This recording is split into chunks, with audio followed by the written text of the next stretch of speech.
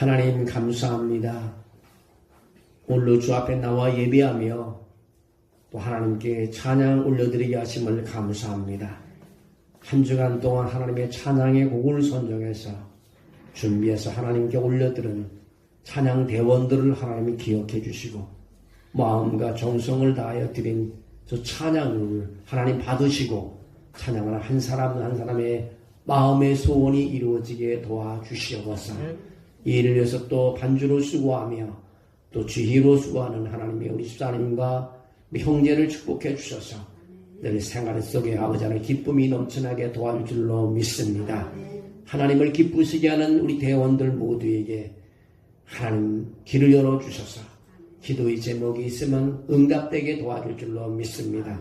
아버지 우리 모두가 오늘 한자리에 모였습니다. 또 거룩한 주일 아버지 앞에 예배합니다. 오늘 예배에 참여 우리 한 사람 한 사람 다 붙잡아 주시고 오늘 아버지의 몸이 아파 아버지 하나님의 성전을 바라보고 아버지 눈물을 흘리며 기도하는 또 한 사람 한 사람을 붙잡아 주셔서 그곳에도 하나님의 은혜가 넘치게 도와줄 줄로 믿습니다. 하나님의 영광을 돌리는 우리의 삶이 기쁨이 되게 도와주시고 이 한 시간도 두 배의 축복을 더하여 주시옵소서. 예수님의 이름으로 기도합니다. 아멘. 할렐루야.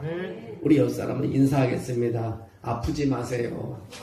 제가 기도하겠습니다. 제가 기도하겠습니다. 아프지 마세요.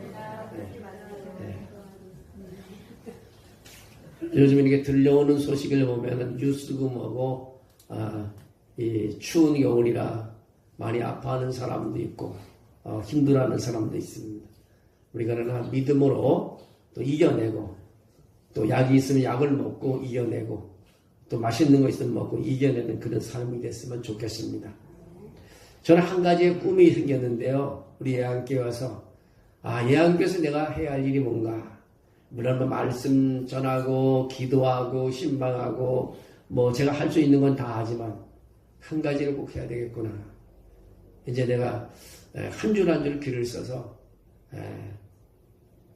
한 2년쯤 이렇게 지나다 보니까 누가 누군지 또 대충 알 수 있을 것 같아요. 마음도 얘기 안 해도 저분은 저런 성품이 있구나.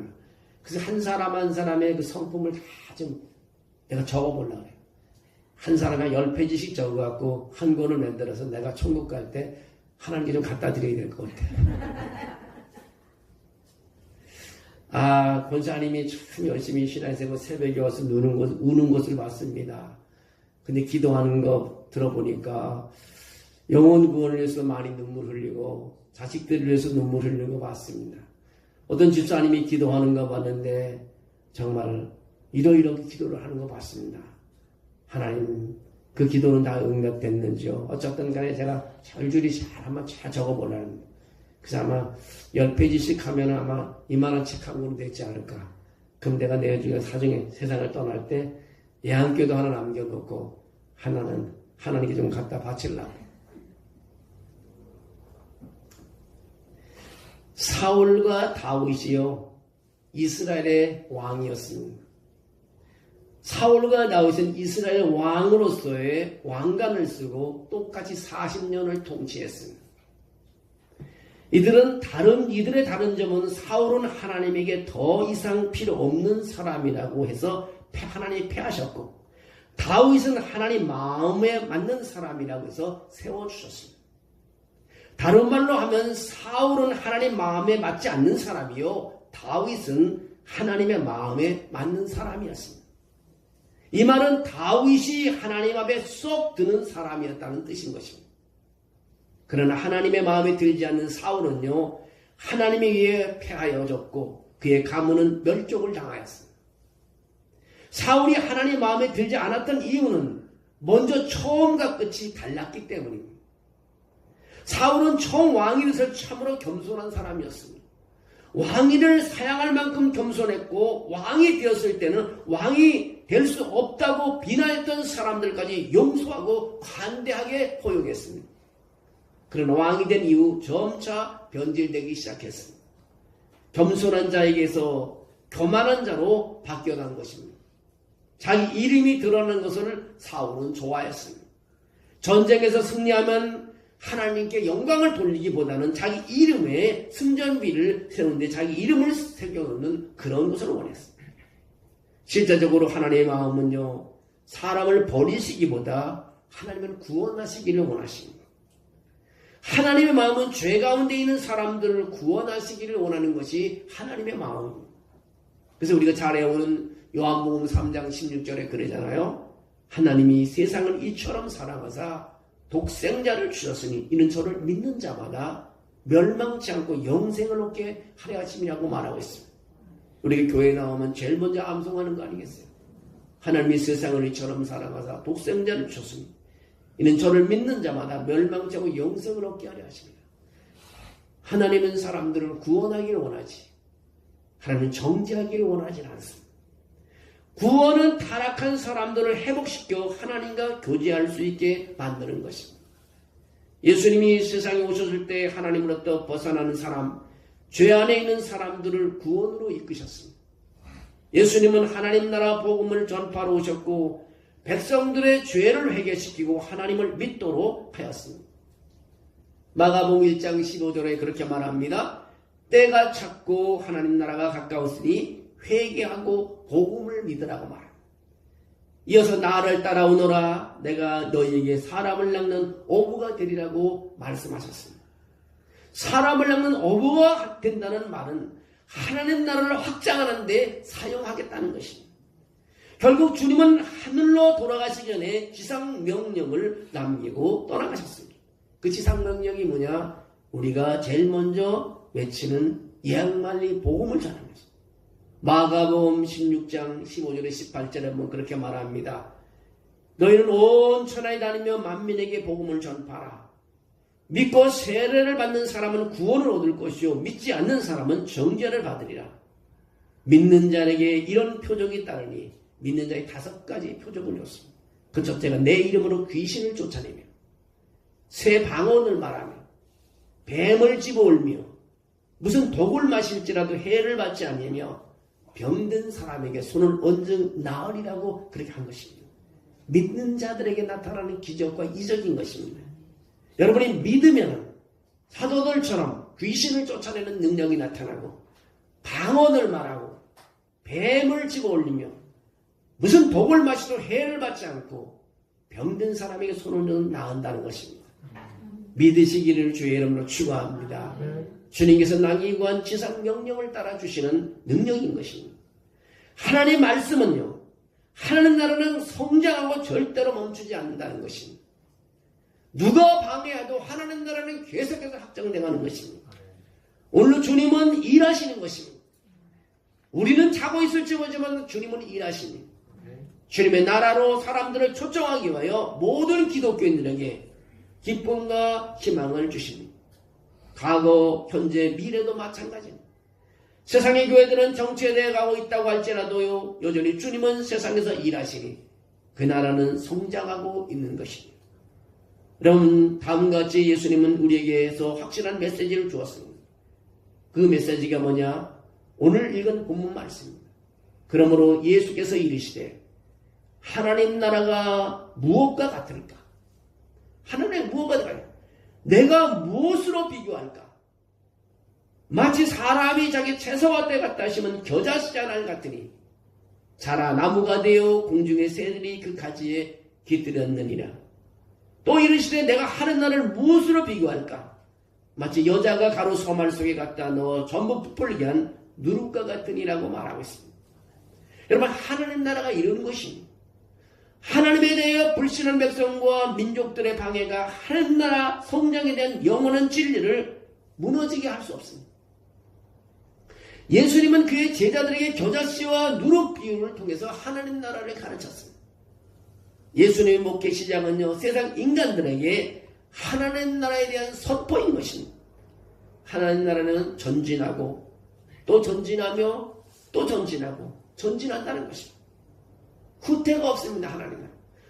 하나님 나라는 반대자가 있어도 믿음이 부족해도 개인적인 실패를 당해도 어떤 문제에 부딪혀도 하나님 나라는 계속해서 앞으로 성장해 나가는 것입니다. 하나님 나라는 하나님의 살아계신 말씀이 움직이는 것입니다. 오늘 하나님의 살아계신 말씀을 움직이는 것을 보면 하나님 나라가 살아있다는 것을 알 수 있습니다. 어떤 환경에서도 멈추지 않고 계속 성장하고 발전합니다. 보실래요? 창세기 1장 1, 2절에 이렇게 말합니다. 흑암 속에서 하나님은 움직이는 것을 볼 수 있는데 태초에 하나님이 천지를 창조하시니라. 땅이 혼돈하고 공하며 흑암이 깊음 위에 있고 하나님의 신은 수면에 운행하십니다. 여러분, 흑암 속에서도 하나님은 움직이고 계시는 것입니다. 여러분의 어려움이 없고 절망이 없고 모든 것이 가까이 안 보이셔도 하나님은 멀리가 계신 것이 아니라 여러분의 주위에 계시고 함께 계시는 줄을 믿으시기를 주의 이름으로 축원합니다. 우리 교회가 보기에 갑자기 수명, 10명, 100명이 새신자로 들어오지 않아도요. 하나님 나라는 계속해서 성장하고 있습니다. 예수님이 하나님 나라를 겨자씨와 누룩으로 비유했습니다. 이것은 복음의 성장, 곧 교회의 성장으로 생각할 수 있습니다. 겨자씨는 하나님 나라의 시작이 작다는 뜻입니다. 겨자씨는 돋보기를 써야 보일까 말까 정도로 아주 작은 씨입니다. 하나님 나라는 그렇게 작은 데서부터 출발한다는 것을 예수님이 말씀하시고 계십니다. 겨자씨는 비록 작지만 땅에 뿌려져서 싹이 자라면 보통 1m 이상 자라고 어떤 것은 3m까지 자라서 나무처럼 무성하게 자라기 때문에 유대인들 중에는 정원수로 심기도 했다고 합니다. 겨자씨가 비록 작은 씨지만 땅에 뿌려지면 큰 나무처럼 자라는 것처럼 복음도 작게 보이지만 그 작게 느껴지지만 어딘가에 심겨지면 큰 나무같이 성장하여 수많은 영혼을 살리고 구원을 시킬 수 있다는 것을 확신하는 것입니다. 우리 교회도 2024년도에 말씀을 많이 뿌렸습니다. 조그만 가드로에서 한 500여 장을 뿌렸어요.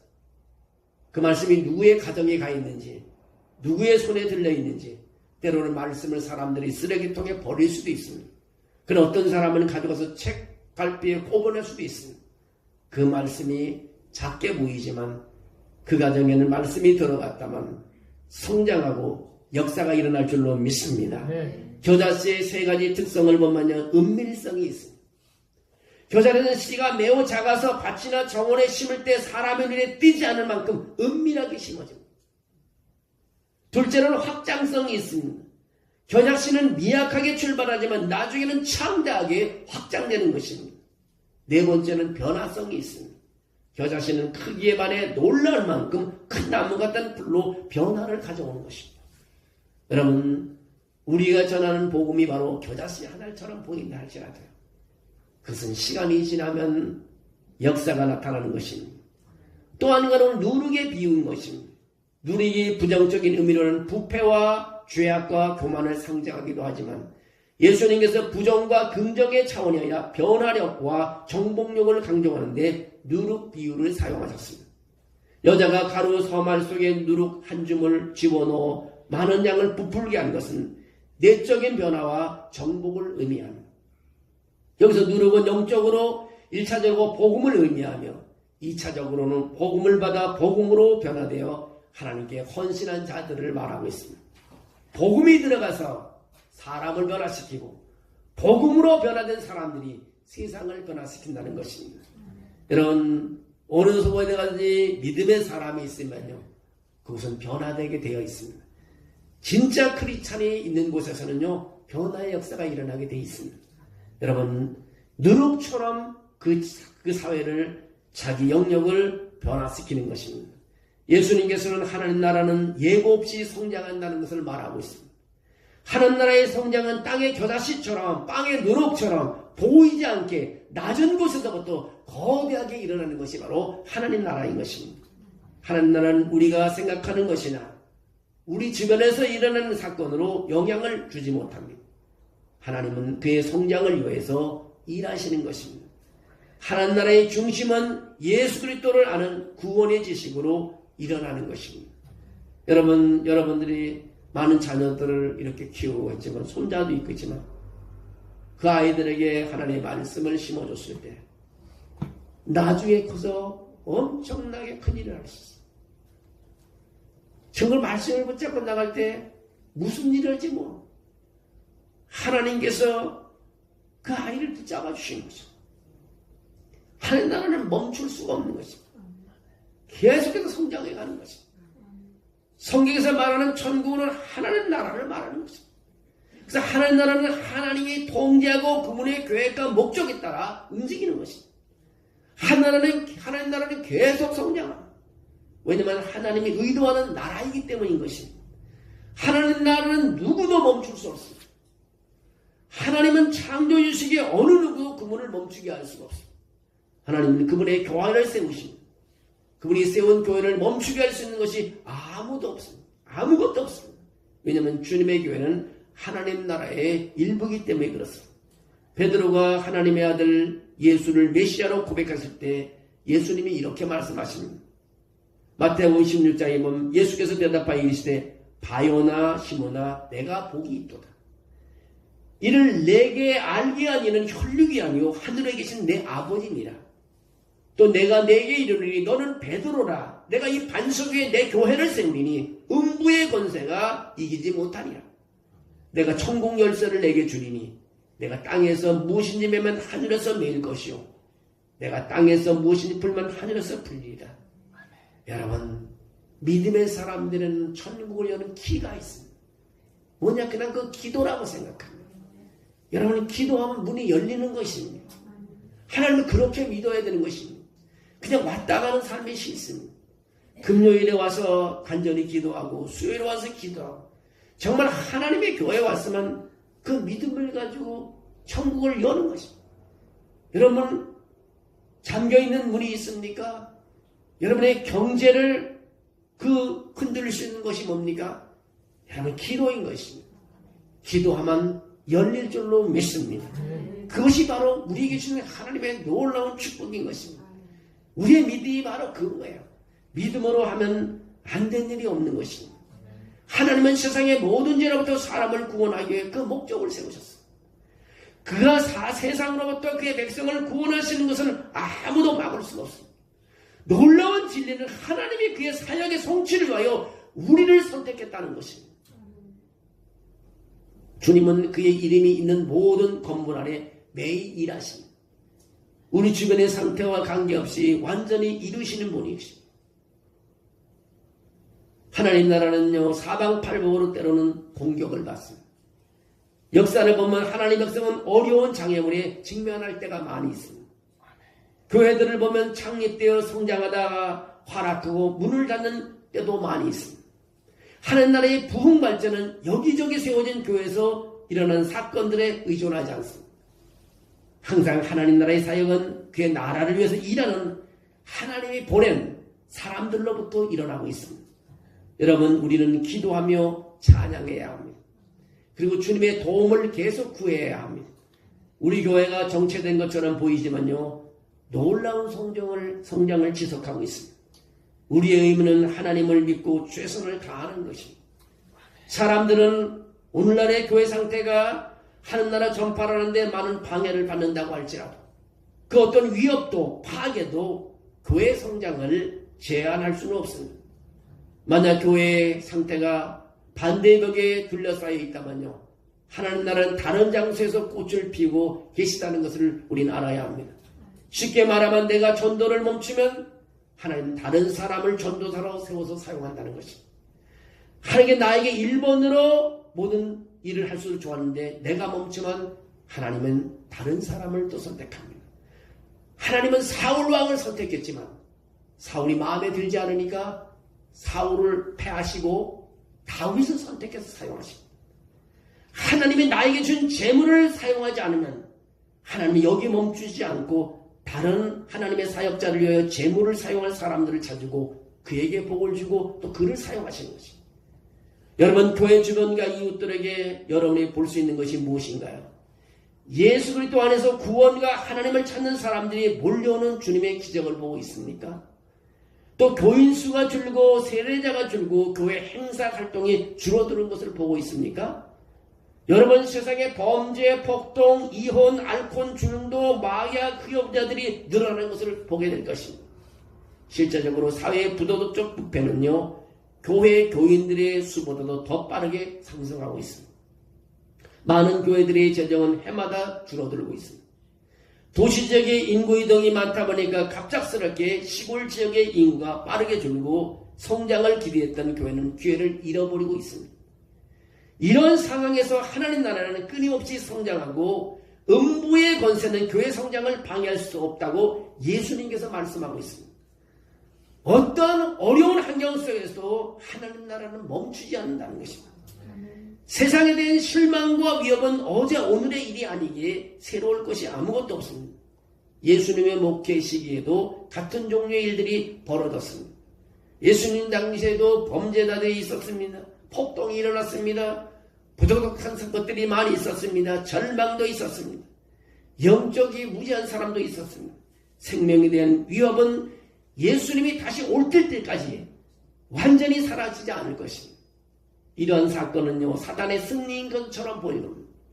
우리가 패하고 사단의 승리인 것처럼 보입니다. 그러나 그것들은 하나님 나라의 실패에 대한 표징이 아닌 것입니다. 주님이 행하시는 일이요 완전하기 때문인 것입니다. 이 세상에서 인간의 표준과 지식으로 하나님의 사역을 측량할 수 없습니다. 이사야서 55장 8절 9절에 이렇게 말합니다. 여호와의 말씀에 내 생각은 너희 생각과 다르며 내 길은 너희 길과 달라서 하늘이 땅보다 높음같이 내 길은 너희 길보다 높으며 내 생각은 너희 생각보다 높으니라고 말하고 있습니다. 하나님은요 그의 나라를 건설하십니다. 그는 죄로부터 우리를 구원하러 보낸 하나님의 아들 예수 그리스도를 고백하는 성도들에게 하나님 나라를 건설하도록 힘을 주십니다. 하나님은 예수 그리스도의 구원 복음을 세상에 전하기 위하여 우리를 사용하시기를 원하고 계십니다. 분명히 기억해야 할 것은요, 하나님은 그의 나라 성장을 이루시는 분이신 것입니다. 멈추지 않으시는 것입니다. 우리는 하나님이 행하시는 일에 참여함으로 하나님 나라 성장의 역할을 이해하고 발견하게 될 것입니다. 우리는 하나님이 세상의 죄인들을 구원하고 싶어하는 것을 깨달아야 하는 것입니다. 하나님께 반항하는 자들이든 세상의 죄인이든 하나님은 그들을 죄에서 구원하시기를 원하고 계십니다. 여러분, 하나님은 지금도 일하시고 계십니다. 우리가 보기에는 멈춰진 것 같지만 하나님은 일하고 계십니다. 제가 언젠가 말씀드렸습니다. 외국교회 한 큰 대형교회 목사님이 자기 교회를 건축하다가 재정도 부족하고 여러 가지 힘이 있어서 그냥 멈춰버렸어요. 더 이상 큰 건물을 올릴 수 없게 됐습니다. 근데 차를 타고 가다가 조그만 시골 동네 간데 조그맣게 교회 짓는 곳이 멈춰 있었습니다. 아주 꼭 조그맣게 교회 짓는 돈도 몇 번 안 들어갔는데 왜 멈춰 있을까? 들어가서 그 목사님에게 물어봤어요. 왜 교회를 짓다 구멍되니까 그 교회도 재정이 어려워서 멈췄다는 거예요. 얼마나 드냐고 물어봤더니 자기에게는 크게 큰 돈이 아닌 것 같아요. 그 자기 큰 교회에 세워 올라가던 돈의 일부를 먼저 그 작은 교회부터 세워줬대요. 하나님께서는 작은 교회부터 세우기를 원하셨던 겁니다. 그 작은 교회를 세우고 나서 하나님께서 큰 교회를 세울수록 자기 교회를 다시 성장할 수 있도록 만들었다고 간증하는 소리를 들었습니다. 여러분, 하나님이 잠시 멈추시는 것은 나보다도 급한 사람이 있기 때문에 그것을 세우시고 계시는 것입니다. 여러분, 나에게 모든 것이 이루어지지 않는다고 너무 그렇게 서운해할 것 같습니다. 하나님은 순서가 있는 것입니다. 동시에 이렇게 세울 때 있지만 나보다 더 급한 사람을 하나님은 도와주시길 원하시는 것입니다. 여러분, 우리가 주의를 줘서 하나님 나를 통해서 어려운 사람을 도울 수 있습니다. 나를 통해서 사람들의 배고픈 사람의 빵 하나를 건네줄 수 있습니다. 나를 통해서 하나님께서 내가 어려움에 처했지만 나 한 사람을 통해서 나를 통해서 나보다 더 어려운 사람을 도울 수가 있다는 것입니다. 하나님은 멈추지 않고 계속해서 일하십니다. 우리 이러한 영광스러운 사역들을 이루기 위한 하나님의 도구로 선택된 사람입니다. 우리는 하나님의 도구로 선택된 사람입니다. 좋을 때나 나쁠 때나 하나님은 변함없이 구원사를 위해 바쁘게 움직이십니다. 사도행전에 보면 초대교회의 억압과 핍박과 죽음에 대한 이야기로 사도행전 가득 차 있습니다. 이런 어려움에도 불구하고 초대교회는 성령의 역사가 일어나고 부흥하고 성도에 쓰이는 매일처럼 일어난 것을 보게 됩니다. 믿는 사람들을 잡아가는 그런 시대에도 성령의 역사가 일어나서 성도들은 점점점 늘어났습니다. 하나님은 사람으로 할 수 없는 영역까지 넘어서 일하고 계시는 것이 하나님이십니다. 통계적으로 교회의 정체로 교인 수가 줄고 있다 해도 실망할 필요가 없습니다. 왜냐하면 하나님은 여전히 일하고 계시기 때문인 것입니다. 하나님은 우리가 생각하는 것보다도 영혼 구원에 더 관심을 가지고 계시기 때문인 것입니다. 베드로서 3장 8절에 이런 말씀을 하고 있습니다. 사랑하는 자들아, 주께는 하루가 천년 같고 천년이 하루 같다는 이 한 가지를 잊지 말라. 주의 약속은 어떤 이들이 더디다고 생각하는 것이 더딘 것이 아니라 오직 주께서는 너희를 대하여 오래 참으사 아무도 멸망치 아니하고 다 회개하기에 이르기를 원하느니라. 주님은 다 구원하시기를 원하신 것입니다. 하나님 모두가 구원되기를 원하신 것입니다. 여러분의 자녀들이 10명 있으면 10명이 잘 되기를 바라는 것이 부모의 마음이잖아요. 하나님은 그와 같은 마음인 것입니다. 하나님은 구원 사역을 위해서 우리들이 일하도록 지금도 이 순간도 초청하고 계십니다. 모든 사람들을 다 초청하고 계십니다.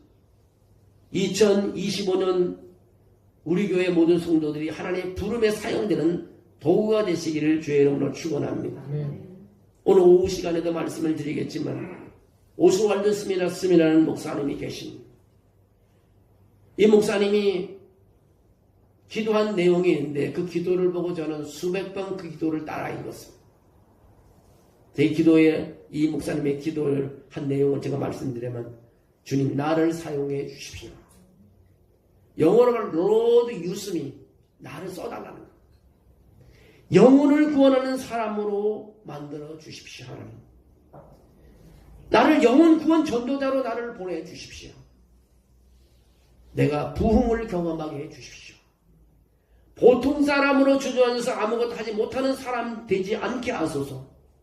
내 삶이 주님을 위해 사용되게 하소서. 내가 다른 사람을 위해 사용되게 하소서. 예수 그리스도에게 모든 사람들을 데려올 수 있는 능력을 나에게 주십시오. 이 목사님 마지막 구절이 나에게 그렇게 감동을 주님의 축복이 내 삶에 머물게 하여 주시옵소서. 여러분 주님의 주신 축복이 내 삶에 내 가정에 내 일터에 머물게 해주십시오. 이 기도문을 읽고 또 읽고 수백 번 읽을 때마다 마음이 찌나. 나도 하나님 이 기도문이 내 기도문이 되게 해주십시오. 10년 동안 지금 그러고 있습니다. 우리 개인계도 잘 못하잖아요. 주님의 축복이 내 삶에 있게 해주십시오. Let your blessing on me. 하나님의 축복이 나의 임하기 과하다. 여러분 하나님을 위해서 사용하는 사람은 하나님께서 붙잡아 주시고 세워주시고 축복해 줄 줄로 믿습니다. 하나님 나라는 주기도문에 나와 있는 것처럼 임하는 것입니다. 하나님 나라에 임하는 것이에요. 여러분 주님을 신뢰하고 하나님 나라의 임재를 경험하시기를 주의 이름으로 축원합니다. 2025년은 우리 교회가 기도 제목이 누가 기도 제목 달라 그러면 2배 기도해달라. 2배로 부흥하는 교회가 되어 주십시오. 2배의 성도가 되게 해주십시오. 2배의 물질을 부어주십시오. 2배의 영성이 일어나는 교회 되게 해주십시오. 2배의 축복을 받는 교회 되게 해주십시오. 그것이 다른 사람이 저보고 기도 제목 따르면 그것을 찍어버립니다. 다른 거 필요 없고 2배만 부흥하게 해주십시오. 모든 것에 2배. 건물도 2배, 사람도 2배, 물질도 2배, 영성도 2배. 우리 꿈도 2배.